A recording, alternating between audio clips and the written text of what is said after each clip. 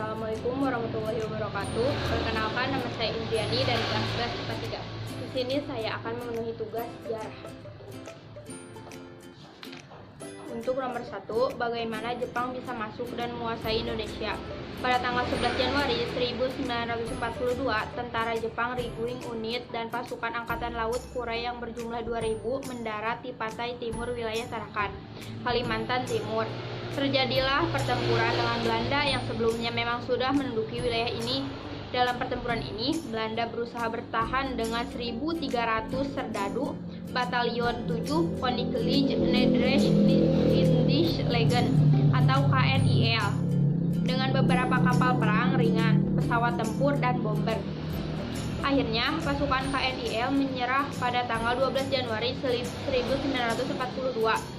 Lebih dari setengah pasukan Belanda gugur dalam pertempuran ini. Dengan demikian, Tarakan merupakan wilayah pertama yang jatuh ke tangan Jepang. Kemudian, Jepang pun mulai menguasai wilayah Balikpapan, Samarinda, Pontianak, Banjarmasin, dan Palembang.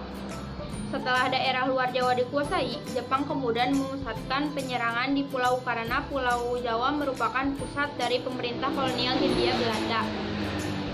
Pada bulan Februari sampai Maret 1942, Jepang melakukan serangan laut besar-besaran ke Pulau Jawa. Lalu, tanggal 1 Maret 1942, Jepang berhasil mendarat di 3 tempat. Akhirnya, tanggal 5 Maret 1942, Batavia pun jatuh ke tangan Jepang. Sementara Jepang terus bergerak ke kota-kota lain di Jawa, sehingga dengan mudah kota-kota tersebut jatuh ke tangan Jepang.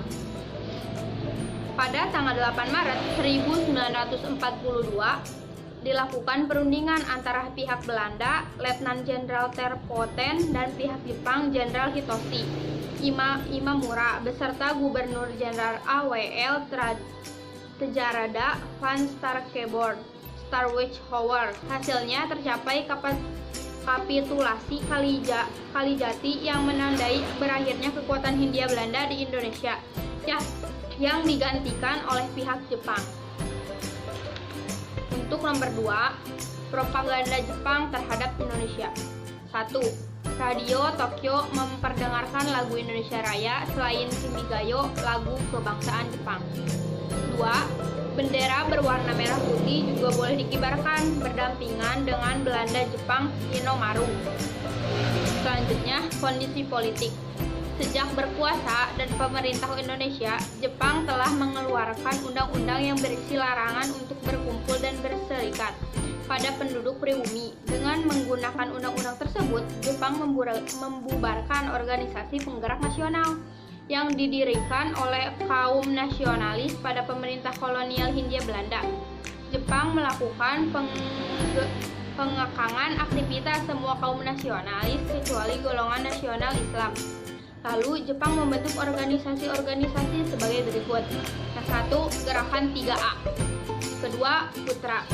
Ketiga, Jawa Kokokai. Keempat, Organisasi Islam Niai. Kelima, Organisasi Militer dan Militer. Terima kasih. Sekian dari saya. Wassalamualaikum warahmatullahi wabarakatuh.